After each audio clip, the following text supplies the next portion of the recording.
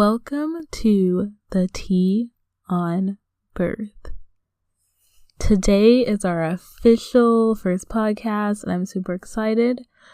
I got a new mic for Christmas, so I'm feeling very motivated.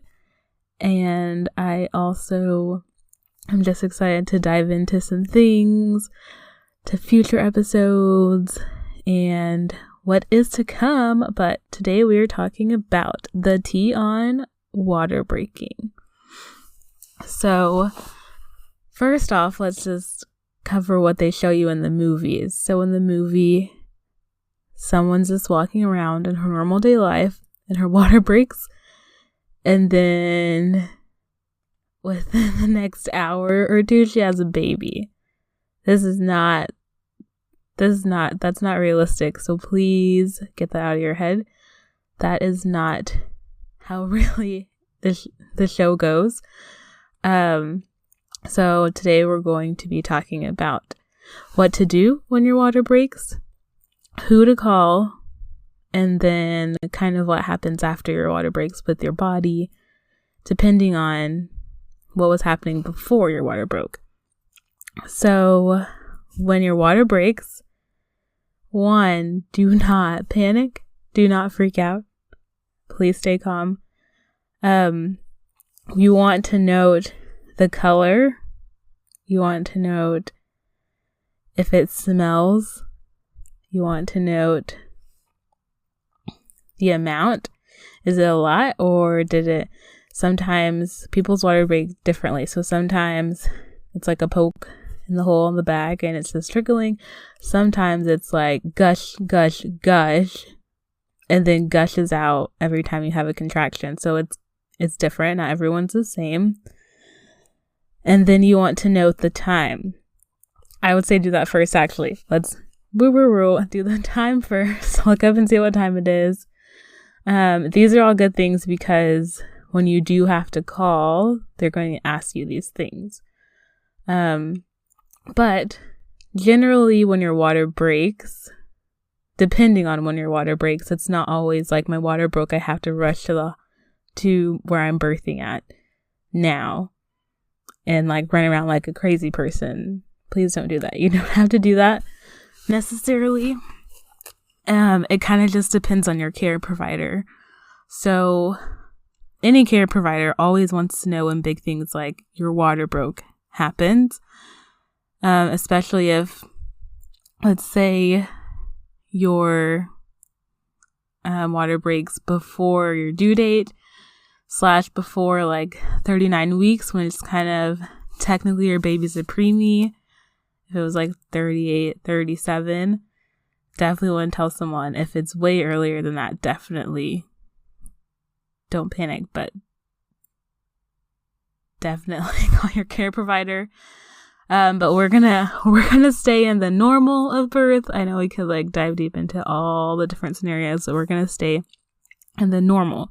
So in the normal, you want to look at all these things. So with color, I'm just gonna try and hit these things a little fast, and we might do like individual episodes on the things involving them. So the color, you want to see if it's brown or light brown, or if it looks like it has poo in it, basically, because that means that the baby there's meconium in your water.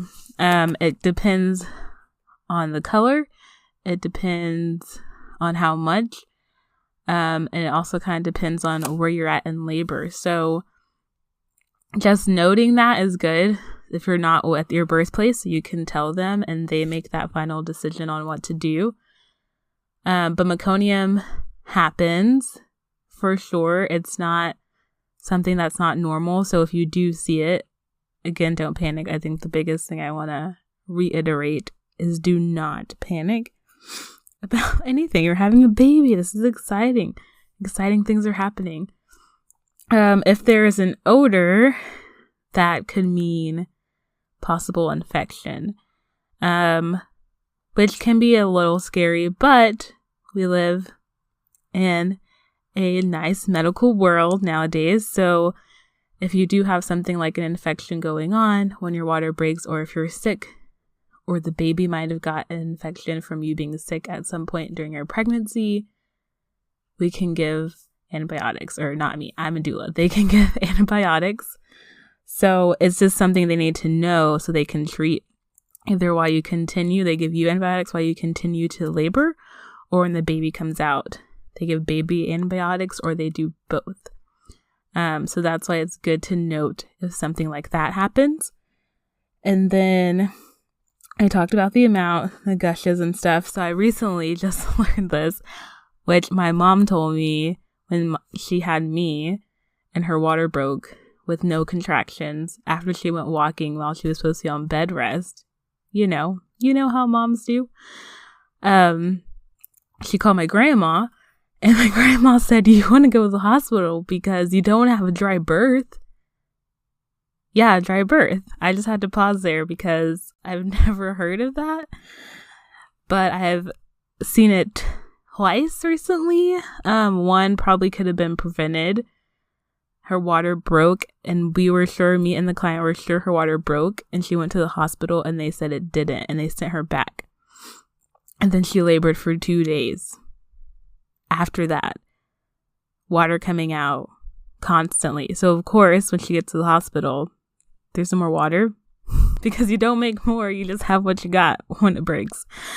Baby came out fine, like everything is fine, which I found out. So if this happens, you can go to the hospital, but really they can't stop you from leaking.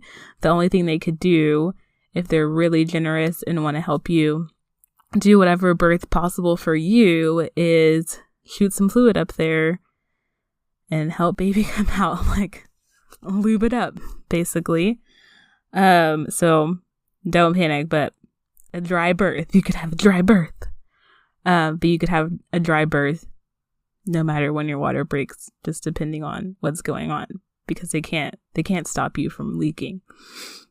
And then another, like I had another client, her water broke kind of earlier in labor, but it was big gushes. Like she was like, I'm standing in puddles. And so she also said when she was pushing, because this is COVID time and I wasn't there, I was just phone supporting.